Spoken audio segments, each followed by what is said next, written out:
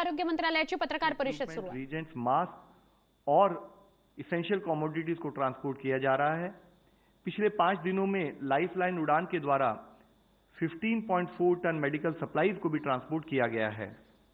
इसी तरीके से नेशनल फार्मास्यूटिकल प्राइसिंग अथॉरिटी ने नया नोटिफिकेशन जारी किया है, जिसके तहत 1 अप्रैल से 24 classes of medical devices they will be regulated as drugs for quality control and price monitoring under the drug price control order of 2013, जिसके तहत कोई भी मैन्युफैक्चरर जो भी ये डिवाइसेज हैं इनका एमआरपी 10% पिछले 12 महीनों में जो रहा है उससे 10% से अधिक नहीं बढ़ा सकता. यह एक अनिवार्य कदम है ताकि जो रिलेटेड दवाई और इनके जो प्राइसेज हैं वो ना बढ़ें. आयुष मंत्रालय ने प्रिवेंटिव हेल्थ केयर में सेल्फ केयर की गाइडलाइंस रिकमेंड की हैं, जो कि विशेष रूप से कोविड-19 क्राइसिस के समय रेस्पिरेटरी हेल्थ के लिए और इम्यूनिटी बूस्ट के लिए हेल्प करेंगी. माननीय सुप्रीम कोर्ट में दायर की गई एक याचिका के तहत माननीय सुप्रीम कोर्ट ने सभी स्टेट्स को आदेश दिए हैं कि रिलीफ कैंप में रिक्वायर्ड साइको सोशल सपोर्ट के लिए काउंसलर्स हों और साथ ही सभी धर्मों के कम्युनिटी ग्रुप लीडर्स भी विजिट करके उनको रिक्वायर्ड सपोर्ट प्रोवाइड कराएं. किसी भी तरह की पैनिक की स्थिति उत्पन्न ना हो, इसके लिए स्टेट गवर्नमेंट रिक्वायर्ड एक्शन लें.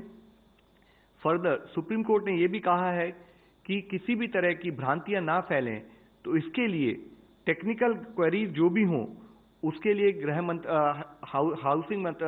स्वास्थ्य मंत्रालय की तरफ से एक स्पेशल आईडी हमने क्रिएट की है, जिसको कि जॉइंट सेक्रेटरी रैंक के एक ऑफिसर और एम्स के जो स्पेशलाइज्ड डॉक्टर्स हैं उनके तहत उस ईमेल आईडी के द्वारा हम required technical support, technical guidance भी एडिशनली प्रोवाइड करेंगे. मैं आप सबकी दृष्टि में लाना चाहूंगा कि वह ईमेल आईडी है technicalquery.covid19@gov.in. Let me repeat, the email ID is technicalquery.covid19@gov.in. इसके द्वारा हम टेक्निकल सपोर्ट और गाइडेंस प्रोवाइड करेंगे. इसकी डिटेल्स और टेक्निकल गाइडलाइंस जो हमारी हैं वो आज भी हमारी वेबसाइट पर उपलब्ध हैं. मैं सभी नागरिकों से सरकार का समर्थन करने की अपील करता हूं. इस लॉकडाउन के समय में इसेंशियल कमोडिटीज को खरीदते समय भी सोशल डिस्टेंसिंग का पालन हो, मैं आप सबसे आग्रह करता हूं. हम सभी की जिम्मेदारी है कि हम कोई भी कॉम्प्लेसेंसी ना दिखाएं और हमारा कोई भी गलत कदम हमारी फैमिली के बुजुर्गों और समाज को नुकसान पहुंचाता है. मुझे उम्मीद है कि आप सब लोगों के निरंतर समर्थन, धैर्य, अनुशासन और जागरूकता के साथ भारत कोविड-19 की इस लड़ाई में जीतेगा. धन्यवाद. गृह मंत्रालय के प्रवक्ता.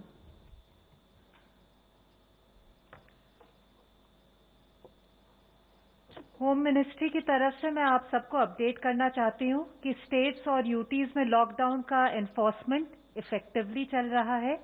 एसेंशियल सप्लाईज का स्टेटस संतोषजनक है. माइग्रेंट वर्कर्स के लिए स्टेट्स और यूटीज फूड और शेल्टर की व्यवस्था कर रही हैं.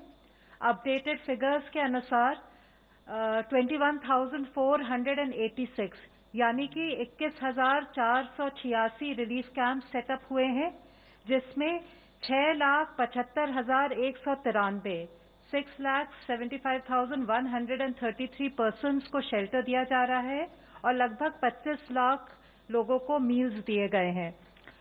आज लॉकडाउन के एनफोर्समेंट और एसेंशियल सप्लाईज की स्टेटस को रिव्यू करने के लिए कैबिनेट सेक्रेटरी ने सारे चीफ सेक्रेटरीज के साथ वीसी द्वारा डिटेल्ड डिस्कशंस किए. कैबिनेट सेक्रेटरी ने सबको रिएटरेट किया कि कार्गो मूवमेंट हैसल फ्री होना चाहिए बिना किसी रुकावट के, और ये डायरेक्शंस ग्राउंड लेवल तक इफेक्टिवली ट्रांसमिट होने चाहिए. उन्होंने स्टेट्स और यूटीज को ये भी रिक्वेस्ट किया कि प्रधानमंत्री गरीब कल्याण योजना का इम्प्लीमेंटेशन एक्सपेडिशियसली होना चाहिए, त्वरित गति से होना चाहिए. और चूंकि ये बेनिफिट्स का डिस्बर्समेंट बैंक्स वगैरह के थ्रू करना है, तो इसकी प्लानिंग बहुत ही मेटिकुलस तरीके से करनी चाहिए, जिससे कि सबको बेनिफिट्स मिले पर सोशल डिस्टेंसिंग के नॉर्म्स भी मेंटेन हों.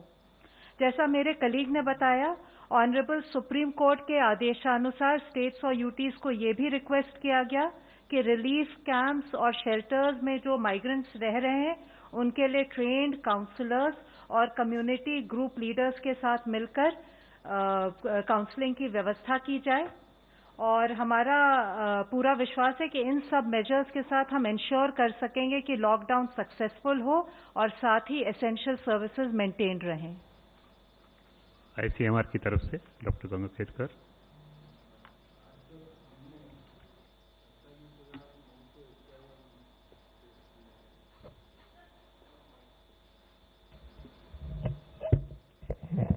आज तक हमने 47,951 टेस्ट किए हैं। 4,562 टेस्ट जो है वो ICMR नेटवर्क के जो लैब्स थे उसमें कल हुए। वो तकरीबन अभी भी कैपेसिटी प्राइवेट लैब्स में जो कल का आंकड़ा आया है वो 816 है। ICMR के लैब्स के नेटवर्क में अब टोटल संख्या जो है लैब की वो 126 हो गई है। नंबर ऑफ प्राइवेट लैब्स जिनको अप्रूवल दिया गया है उनकी संख्या 51 हो चुकी है। Now we can take question from Doordarshan.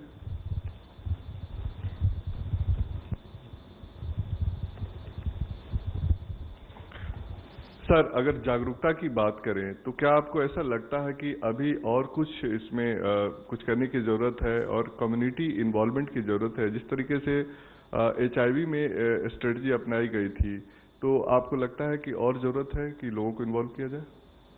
देखिए, जागरूकता क्रिएट करना एक कंटिन्यूअस ऑनगोइंग प्रोसेस है। तो जैसे आपने कहा कि ये जागरूकता आपके थ्रू, डिफरेंट और मोड के थ्रू सरकार ऑलरेडी कर रही है। लॉकडाउन जो एक ऐसे प्रोसेस हमने इनिशिएट किया वो भी एक जागरूकता का ही पार्ट है, जिसमें स्पेसिफिक इंस्ट्रक्शन दी गई हैं। सारी स्टेट्स इसके बारे में काम कर रही हैं। लेकिन फिर भी मैं ये कहना चाहूँगा कि जागरूकता की जो इंटेंसिटी है उसको समझते हुए, जो इशू है उसकी इंटेंसिटी को समझते हुए उसके ऊपर पालन करना भी उतना ही इम्पॉर्टेंट एक विषय है। हम हमेशा कहते हैं कि कई बार हम समझते हैं कि हमें सब कुछ पता है, हमें नहीं होगा, वह भावना किसी के अंदर ना हो। हम सब लोग उस थ्रेड का पार्ट हो सकते हैं जिसके तहत हमें सबको रिएक्ट करना चाहिए। Mr. Sahil from ANI. So there have been reports of doctors and nurses contracting COVID. The government has maintained that it has sufficient stock of PPPs. Have these been sent to all frontline clinics and hospitals across the country? Because reports of the contrary are coming. And adding one more point, then in the last 24 hours, the highest spike in the cases is being seen. India has the lowest testing numbers as compared to rest of the world. Will there be any change in the testing strategies now? Just supplementary, I lied actually from same lines. There are reports from several hospitals across the country complaining about quality of PPEs. Is there any action being taken by the Ministry of Health? As far as PPEs are concerned, you are aware that PPEs, there was a problem to begin with because the product was imported. But Government of India took series of steps since January itself, not only prohibiting exports, but also parallelly ensuring that we develop indigenous capacity. Parallelly, we also revised the guidelines based on the type of virus we are dealing, and as per the revised guidelines and creation of these indigenous manufacturers, we are trying to upgrade the capacity and availability of PPEs in the country. It is an ongoing process. We have also parallelly followed up through Ministry of External Affairs in terms of importing PPEs as per need, and what we have done is whatever PPEs have been obtained, these PPEs based on the caseload, they are also being supplied to the state in terms of management also. Last question, Mr. Upadhyay.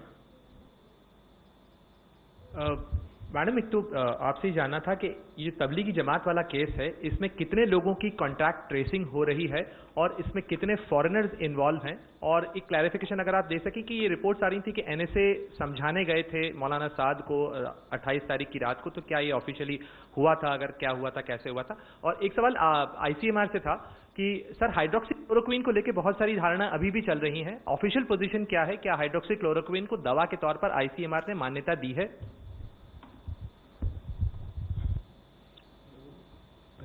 Tablighi Jamaat के issue पर एक elaborate press brief already जारी हो गया है home ministry द्वारा। My request will be that you can just go through it and we will communicate more details to you separately.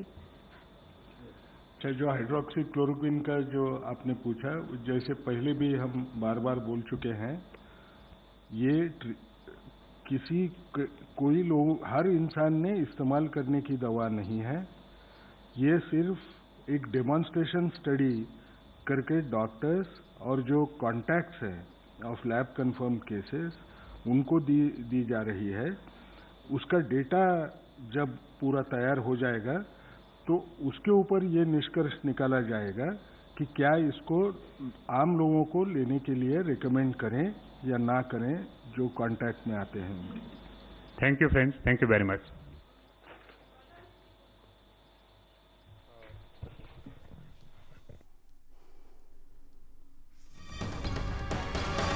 केंद्रीय आरोग्य मंत्रालयाची पत्रकार परिषद। दर दिवशी केंद्रीय आरोग्य मंत्रालयाचे प्रतिनिधी संवाद साधतायत देशवासियांशी, प्रसारमाध्यमांशी। 24 तासात देशात 386 रुग्ण वाढले आहेत अशी माहिती त्यांनी दिली। त्याचबरोबर देशामध्ये कोरोनामुळे आज 3घांचा मृत्यू झालाय, हेही अपडेट त्यांनी सगळ्यांसमोर मांडलं। निजामुद्दीन मधल्या कार्यक्रमामुळे रुग्णांच्या संख्येत प्रचंड वाढ झालेली आहे। आतापर्यंत 126 लॅब्स ज्यांना परवानगी दिली गेली होती त्यामध्ये 816 रुग्ण हे कोरोना बाधित झालेले आहेत आणि आज नव्या 51 प्रायव्हेट लॅब्सना, खासगी लॅब्सना परवानगी दिली गेली आहे चाचणीसाठीची, अशी ही माहिती त्यांनी दिली।